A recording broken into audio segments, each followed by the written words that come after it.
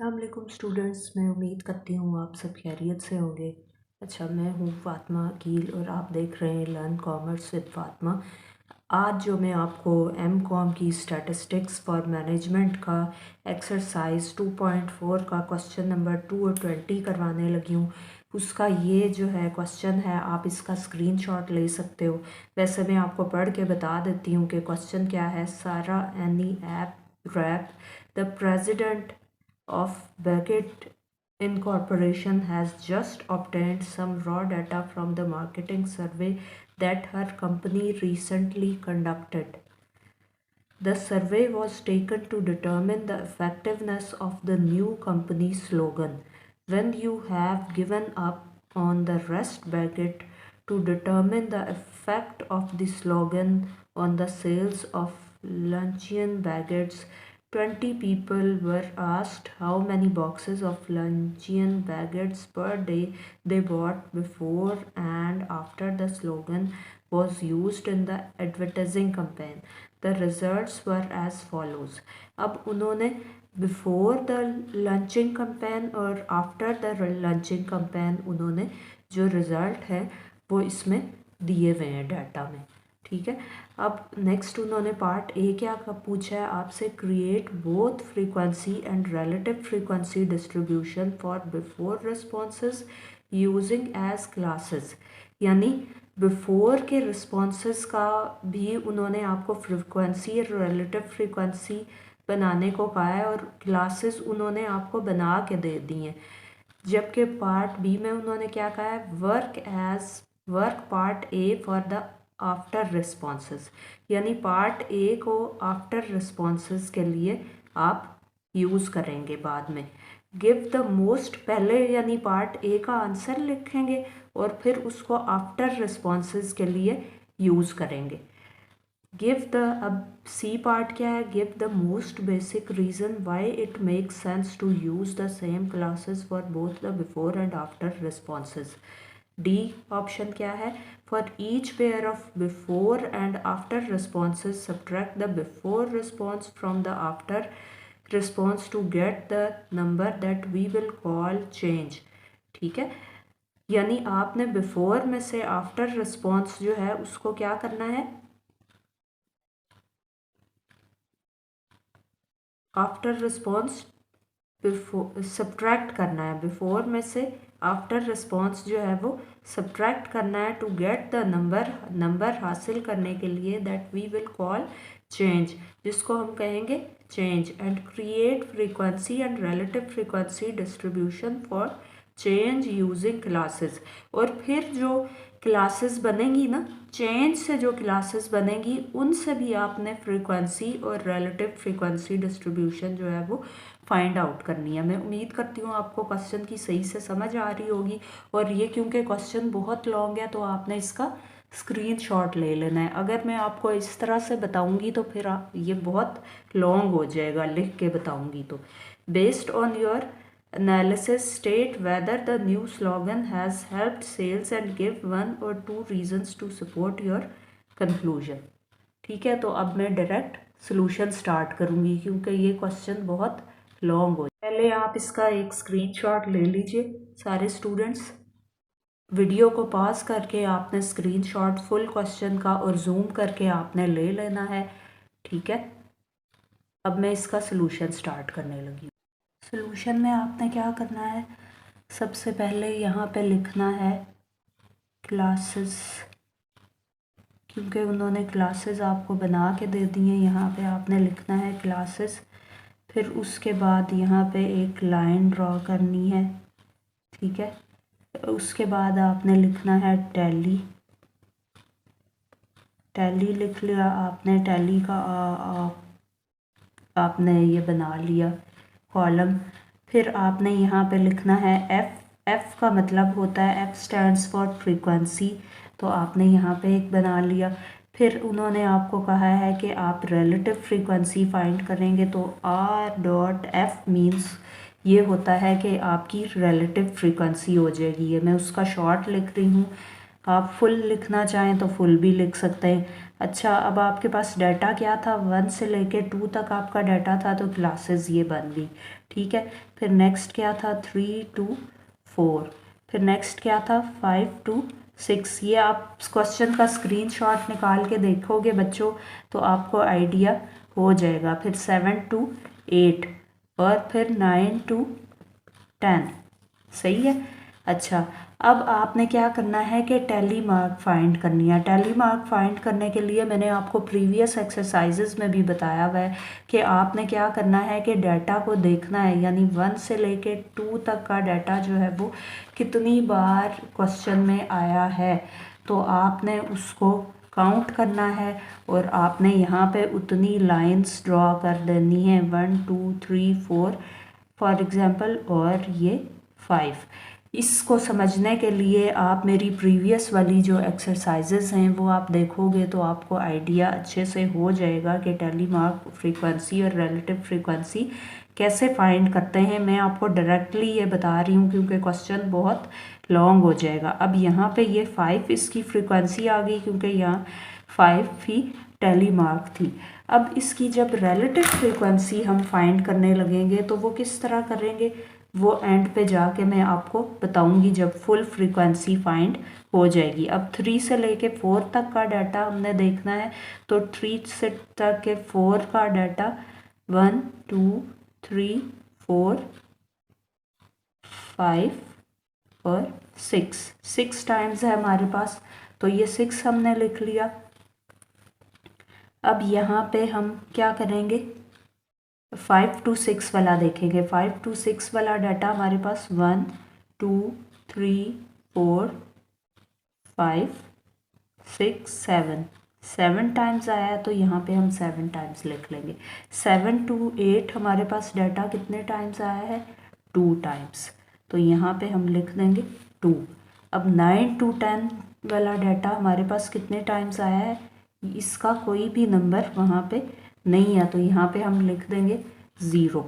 अच्छा, अब हमने क्या करना है इसकी टोटल नंबर ऑफ फ्रीक्वेंसी जो है वो कर लेनी है। यहाँ पे समेशन f होगा, यानी फ्रीक्वेंसी का टोटल हम कर लेंगे। तो यहाँ पे क्या आ गया 5 + 6, ठीक है, +7 + 2, तो इसका टोटल क्या आ गया फ्रीक्वेंसी का 20। अब आपने क्या करना है रिलेटिव फ्रीक्वेंसी फाइंड करनी है। तो रिलेटिव फ्रीक्वेंसी किस तरह फाइंड करते हैं कि जो आपकी सिंगल नंबर ऑफ फ्रीक्वेंसी आएगी उसको divided by total number of frequency करते जाओगे। जैसे 5 है तो डिवाइडेड बाय 20 करोगे, 5 डिवाइडेड बाय 20, तो यहाँ पे क्या आ जाएगा 0.25। ये आप प्रीवियस एक्सरसाइजेस में मेरी जाके देख सकते हो वीडियोस, तो आपको ये तरीका मैंने उसमें समझाया हुआ है। 6 को आप डिवाइड कर दोगे किससे 20 से, तो क्योंकि ये वीडियो मैं बार अगेन कह रही हूँ ये वीडियो लॉन्ग हो जाएगी, इस वजह से मैं नहीं करवा रही हूँ। 7 डिवाइडेड बाय 20, ये देखो ये 0.35 आ गया। अच्छा, अब 2 को करोगे आप, 2 डिवाइडेड बाय 20 0.1 आ जाएगा आपके पास, ठीक है। अब 0 को 20 से करोगे, 0 डिवाइडेड बाय 20, तो 0 को जब भी किसी चीज़ से नंबर से डिवाइड या मल्टीप्लाई किया जाता है तो वो 0 ही आ जाता है अगेन। तो अब देखो यहाँ पे आपका ना रिलेटिव फ्रीक्वेंसी का आंसर हमेशा 1 आएगा, ठीक है। आप इसको टोटल भी कर सकते हो, 0.25 + 0.3 + 0.35 + 0.1, तो देखो इसका आंसर 1 ही आया है। आपका हमेशा रिलेटिव फ्रीक्वेंसी का आंसर 1 आएगा। अच्छा, अब नेक्स्ट जो इसका पार्ट है ना, नेक्स्ट पार्ट में आपने इसकी अगेन जो है वो क्लासेस बनानी है। अगेन क्लासेस आपके पास बनी होंगी। आपने क्या करना है कि नेक्स्ट पार्ट उन्होंने क्या पूछा था, work part A for the after responses, यानी पहले आपने बिफोर रिस्पॉन्सेस का तो आंसर सॉल्यूशन दे दिया, ठीक है। अब आपने वर्क करना है पार्ट ए पर फॉर द आफ्टर रिस्पॉन्सेज के लिए। तो आप उसी तरह अगेन जो है वो बनाओगे क्लासेस 1 to 2 लिख लोगे, 3 to 4 लिख लोगे, 5 to 6 लिख लोगे, 7 to 8, 9 to 10, और टैली मार्क जो है उसकी अगेन आप बनाओगे। ठीक है, अगेन बनाओगे। इसी तरह फ्रीक्वेंसी का ऑप्शन आप लिखोगे और फिर लिखोगे आप उसकी रिलेटिव फ्रीक्वेंसी। लेकिन जो आफ्टर रिस्पॉन्सेज है ना, वो आफ्टर रिस्पॉन्सेज को देख के ही आपने बनाने हैं। जैसे 1 से लेके 2 तक का डाटा जो है वो कितनी टाइम्स है, वो आपने आफ्टर वाले ही रिस्पॉन्सेज में देखना है। मैं उम्मीद करती हूँ आपको समझ आ रही होगी स्टूडेंट्स। ये तो हमने बिफोर वाले ऑप्शन का बनाया था ना क्लासेस, अब आप आफ्टर वाले को देख के बनाओगे। तो लिखना आपने उसी तरह से ही है, सेम जैसे आपने पहले लिखा था, लेकिन आपने आफ्टर वाले रिस्पॉन्सेज को देखना है और उसके मुताबिक आपने यहाँ पे टैली मार्क, फ्रीक्वेंसी और रिलेटिव फ्रीक्वेंसी को फिल करना है। ठीक है, मैं उम्मीद करती हूँ आपको सही से समझ आ रहा होगा। फिर नेक्स्ट पार्ट क्या है, as the data is discrete so we use the same classes for the before and after responses. क्योंकि यहाँ पे उन्होंने क्या लिखा हुआ था सी पार्ट में, give the most basic reason why it make sense to use the same classes for the both the before and after responses. तो आप इसका आंसर लिखोगे as the data is discrete so we use the same classes for both the before and after responses। इसका answer मैं आपको लिखवा देती हूँ यहाँ पे सी पार्ट का।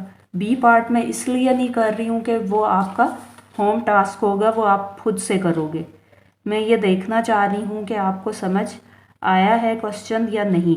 अगर नहीं आता तो आपने कमेंट सेक्शन में मेरे से पूछना है। As the data is discrete,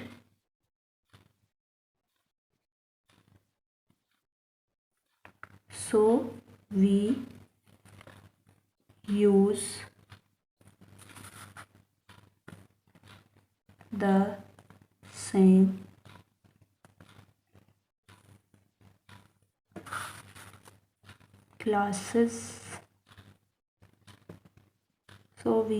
same classes for both before and after responses।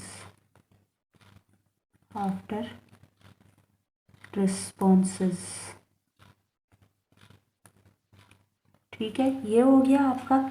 अच्छा, नेक्स्ट आपसे उन्होंने क्या पूछा है डी में, for each pair of before and after responses subtract the before response from the after response to get the number that we will call change. ठीक है, and create a frequency and relative frequency distribution for change using the classes. यानी अब before and after responses को subtract करके और change आपने find out करना है, और फिर उस चेंज का आपने फ्रीक्वेंसी और रिलेटिव फ्रीक्वेंसी जो है वो फाइंड करनी है। ठीक है, ये मैंने आपको पहले ही बता दिया था। क्वेश्चन का जो स्क्रीनशॉट है वो आपने ले लिया होगा, तो आप पढ़ेंगे तो आपको अच्छे से ये समझ आ गया होगा। अच्छा, अब जो चेंज है ना वो आपने किस तरह से लिखना है कि the change subtract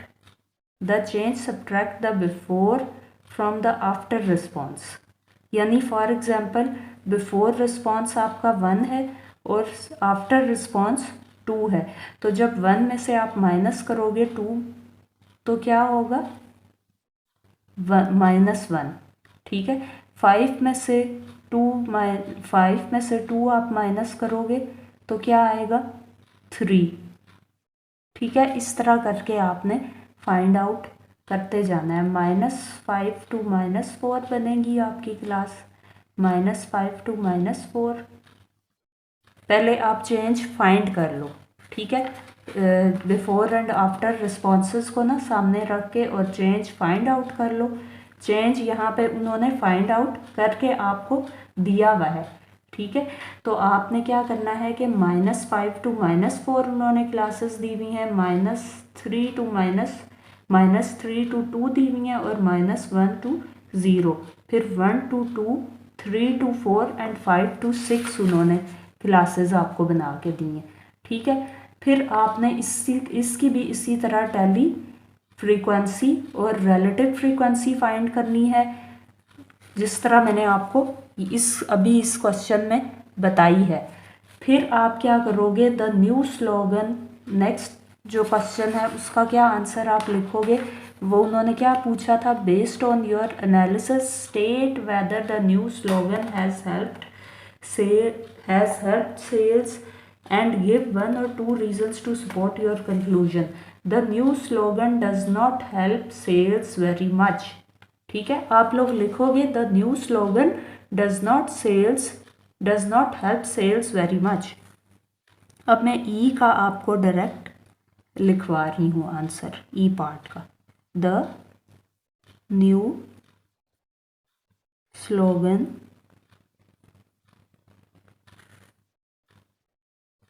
does not help sales very much। ठीक है, मैं उम्मीद करती हूँ स्टूडेंट्स आपको ये क्वेश्चन अच्छे से समझ आ गया होगा, और जो पार्ट मैंने छोड़े हैं, स्किप किए हैं बीच में से, वो इसलिए किए हैं कि प्रीवियस एक्सरसाइज में, अगेन रिपीट कर रही हूँ कि प्रीवियस एक्सरसाइजेज में वो मैंने आपको अच्छे से बताया हुआ है। अभी भी मैंने आपको क्लासेस, टैली, फ्रीक्वेंसी और रिलेटिव फ्रीक्वेंसी फाइंड आउट करके बता दी है, लेकिन ज़्यादा डिटेल में मैंने नहीं बताई, क्योंकि मैं चाह रही हूँ कि आप होम टास्क करें इसको। ठीक है, जब आप होम टास्क करेंगे, आप प्रीवियस जो एक्सरसाइजेस हैं वो देखेंगे, तो आपको ज़्यादा अच्छे से ये क्वेश्चंस जो है वो अंडरस्टैंड होंगे।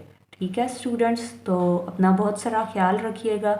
मैं मिलूँगी आपसे नेक्स्ट वीडियो में एक आपको न्यू जो क्वेश्चन के साथ जो है वो मैं आपके सामने हाजिर होंगी। तो आपने क्या करना है कि आपने ये प्रैक्टिस करनी है, और कोई भी क्वेश्चन समझ ना आ रहे हों तो कमेंट सेक्शन में पूछना है। आप ज़रूर उसके बारे में मेरे से पूछ सकते हो, और अपना बहुत सारा ख्याल रखिएगा। नेक्स्ट वीडियो तक के लिए अल्लाह हाफ़िज़।